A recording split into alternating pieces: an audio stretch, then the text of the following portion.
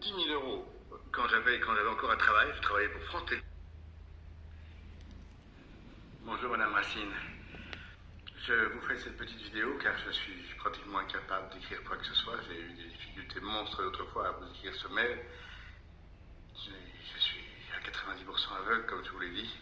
J'ai plus de dents, regardez, je ne vous mens pas. Je suis dramatiquement touché par votre mail, je n'ai rien contre vous, je comprends que... Mais je vous demande des conseils. Chez moi, dans ce petit village, dans cette petite maison que j'ai achetée il y a 20 ans, 10 000 euros, où je n'ai pas d'électricité, où je vis vraiment, je survis, parce qu'il y a même des fuites dans le toit. Ce petit village s'appelle Saran, une maison que j'ai achetée il y a plus de 20 ans, pour 10 000 euros.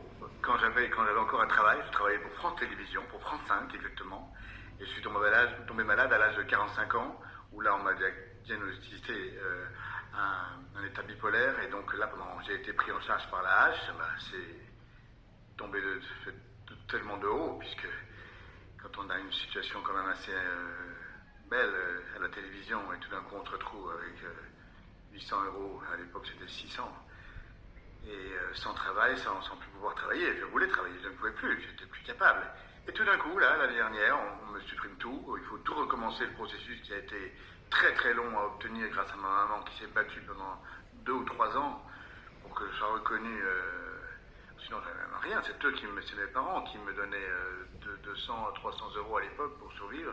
Et là, voilà, patatras, le RSA est accepté par la CAF et votre système de la ville de Lille, qui est soi-disant une ville hyper socialiste, humaniste, va me laisser mourir de faim. Il me reste 10 euros en tout et pour tout pour me nourrir dans les jours qui viennent.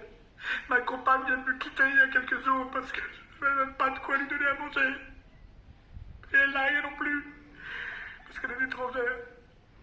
Je vous ai laissé mourir de faim alors que le RSA m'a été accepté il y a moins de 2 mois. Qu'est-ce que vous me donnez-moi des conseils? Je sais pas, il n'y a pas de secours populaire ici. Je suis dans les montagnes de la Corrèze, dans le plateau des Mille Vaches. Il n'y a pas de secours, je n'ai pas de voiture. En plus, la première ville est à 25 km. Et je ne veux pas mettre en danger ma maman à Marcomoreil où elle a son appartement. Parce qu'elle a 81 ans, bientôt 82, moi 60 dans 2 mois. Et je ne peux pas... J'ai été très malade, madame. Je ne peux pas vous donner les preuves parce que je ne suis pas à 100% sûr, mais je crois que j'ai eu le Covid il y a 15 jours. J'avais 40 de fièvre, je ne pouvais plus dormir, j'ai frôlé la mort. Voilà pourquoi je n'ai pas pu vous écrire même le 16 février. Madame, aidez-moi, conseillez-moi, faites quelque chose, faites une... Merci à l'avance, madame, merci.